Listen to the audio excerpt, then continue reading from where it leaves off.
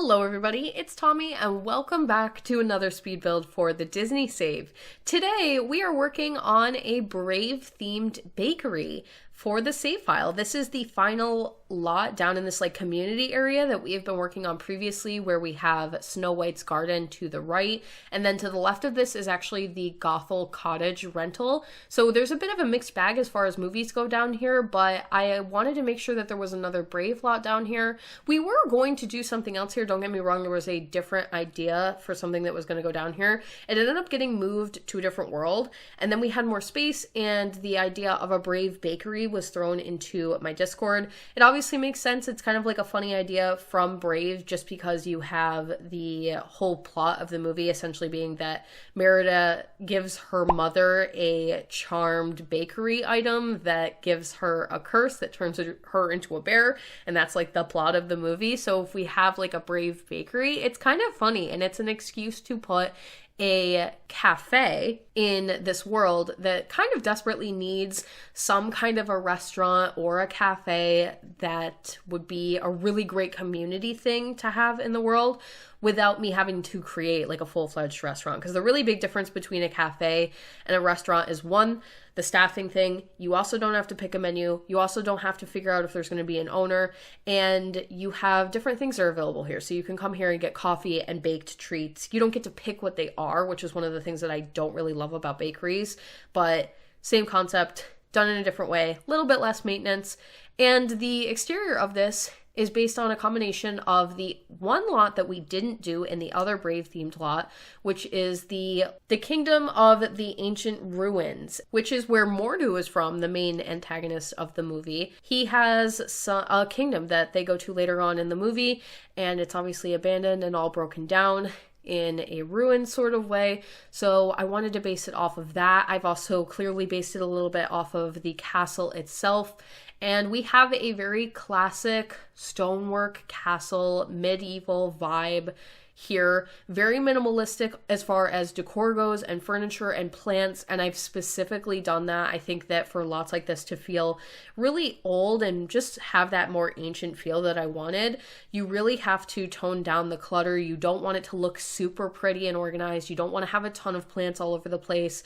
You don't even really want it to be super symmetrical, and I think that's something that was originally happening with this lot that I was not super pleased about, is how symmetrical it felt, and it just didn't have that almost like abandoned feel to it. So I ended up really adding and taking away, and at one point you're going to see me put a pond in, and then I removed it. So there was a lot of back and forth, and I really wasn't too sure about this lot, but my patrons seemed to like it, so it did make me feel a little bit better about it. The interior, very simple, very basic bakery. I'll talk about it a little bit more when we go in. It does have some things that are a little bit specific to it and kind of significant that I've never tried before that I did attempt here, but nothing too significant as far as decor and things go. This is a lot like when I did Horn King's Castle from Forgotten Hollow. Leave a comment down below if you have been watching that long, because that is quite a few worlds ago. But when you go in the interior of that, it's kind of barren. There's nothing really in there. There's just a lot of statues and stonework, and there's no plants. There's no real lighting. It's very dark. And I just really wanted that. I wanted that medieval vibe to it. We do have a functional staircase that is wrapping around the outside of this building, the spiral staircase, if you will, and I wanted it to completely wrap around the building so that you could use it to get to the top and maybe have your bakery, your coffee item up there. But it was so weirdly shaped, the building, and large, that every time I tried to do it, I was having a problem with functionality. I was having a problem with making sure that we had at least one tile space so that your Sims can actually walk up it. And then when you would get all the way to the other side, it would just completely wrap around the building and leave me no space to put a front door. So I wrapped it around the outside of the right side of the building to the back, and then put a ladder from the last point of the stairs up to the top. So it's not technically a fully functional spiraling staircase, but you'll be able to use it to get around to the back and then get up to the top there, where I eventually did also put a picnic table so you could take your coffee up there if you wanted to. The The other major problem that I was having essentially with this lot is that this is a little bit of a smaller lot, and I think what I wanted to do required me to have a little bit more space to make it look more messy and not so confined to the box of this lot. You guys know that I really, really hate when things look like they fit perfectly symmetrically into the parameters of the lot. I like it to feel a little bit more blended in with the rest of the landscape. So I did make this shaped a little bit oddly. Like I said, I was adding a pond originally to the left-hand side here, but then it felt very closed off. And again, it had that boxy feel where everything just felt like it was stuck in the parameters. So I did remove that. It almost makes it feel like very empty on the left-hand side, but I kind of liked it better that way. And then what I'm actually going to do is what I've been doing a lot with a lot of the builds that I create for the Disney Save, and that is that in the actual version that comes with the save file, I use Tool to put stuff slightly off of the lot around the outside so that it feels like it's not so confined to the area. So in this instance, I will probably add some more of these rocks right around the outside so that you have more of them kind of feeding into the land. I'll probably also add some trees to close it off a little bit more, and maybe even some other rock bits and things. Just try to like make it look like it's more spread out and it's not so stuck inside the box of what we've got here going on for the lot. Now, like I said, inside, very basic. We've got the essentials that you need for a cafe, which is the cafe station, the little espresso grinder, and the coffee maker itself. And then you're actually on is like a bakery stall where you can come and get baked goods. And then you really only need like a restroom and some tables and things like that. So I decided to keep it really dark in here, have almost no clutter. We've only got really like essential objects or things that you can tell they are using to immediately create the coffee and the pastries. We've got the bathroom, we've got a fireplace, and we've got places to sit and enjoy your food, and not much else. No plants, nothing crazy in here.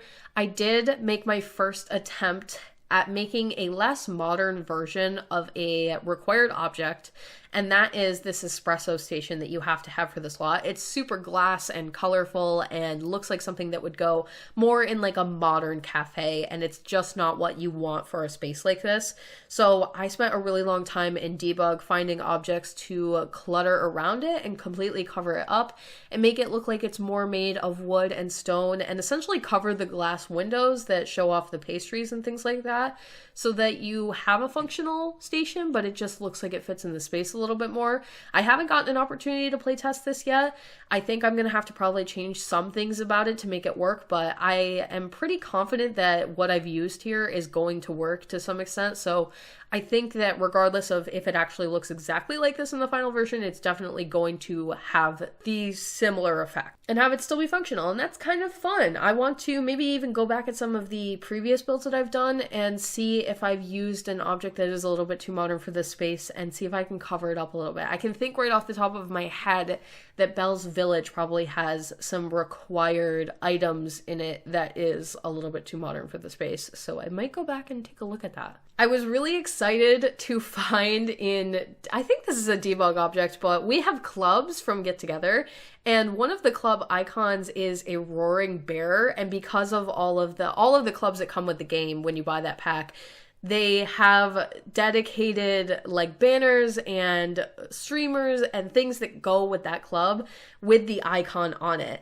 So we had a couple of like banners that I could hang from the wall that had like a roaring bear. I keep saying a roaring bear on it to, again, pay tribute to Mordu, who is the original owner, if you will, of this space. And also, when he did live here, and even in the movie, they do show that he is still, like, occupying the space somewhat, and he has completely destroyed whatever was left of it. So I did want to kind of take some of that and have it be like cracks in the wall, a little dirty, a little messy, maybe some scratches, almost like Mordu's been scratching the stones and things. So it has a very like dirty medieval vibe kind of in here, but that's obviously very intentional as well. I did cut the footage from the bathroom because it's just not a very original space. It's kind of like every other dark, dungeony, medieval bathroom that I've done for the save file so far. Definitely not anything super spectacular.